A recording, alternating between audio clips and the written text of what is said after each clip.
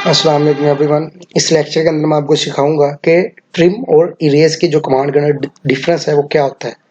तो आइए आज का लेक्चर जो है स्टार्ट करते हैं। तो फॉर एग्जांपल मैं इसी टॉपिक से स्टार्ट करता हूं। इसको हम कुछ लाइंस लगाते हैं जो आपस में इंटरसेक्ट कर रही हैं। ठीक है, ये आप देख सकते हैं मैंने कुछ लाइंस लगाई हैं, ये आपस में एक दूसरे के साथ इंटरसेक्ट कर रही हैं। ओके, चलें जी।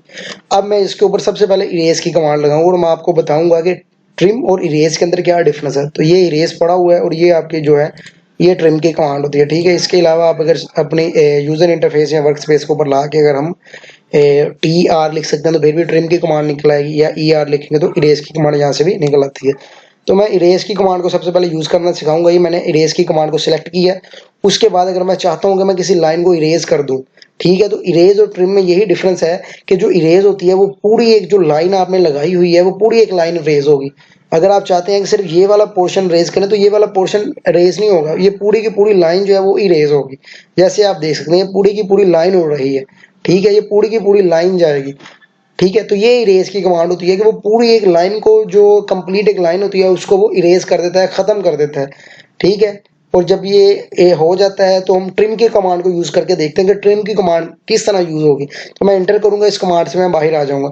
ठीक है, अगर मैं कंट्रोल जी करता हूं फिर से मेरा वही स्ट्रक्चर जो है वो बन चुका है। अब मैं आपको दिखाऊंगा कि ट्रिम में पूरी लाइन जो है वो इरेज के अंदर डिलीट हो रही थी, खत्म हो रही थी, लेकिन जब आप ट्रिम की कमांड को यूज करते हैं तो ये मैंने ट्रिम को सिलेक्ट किया।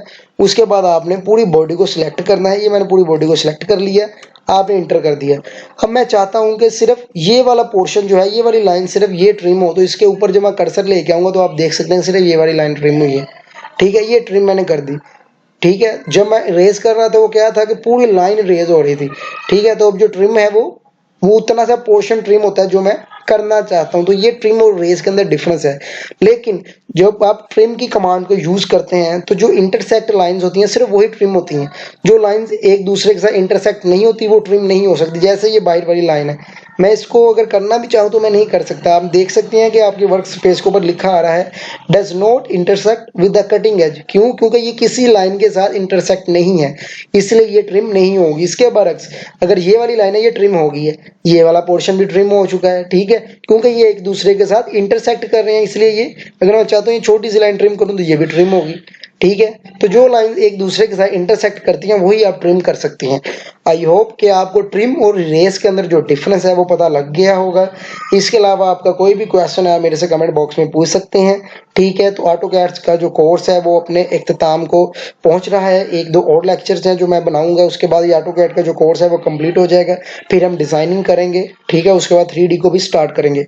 अगर आपने मेरा चैनल सब्सक्राइब नहीं किया तो उसको सब्सक्राइब कर दें और ऑटोकैड को खुद भी सीखें और दूसरों तक भी ये चैनल का लिंक पहुंचाएं ताकि वो भी इससे इस्तेफादा हासिल कर सके।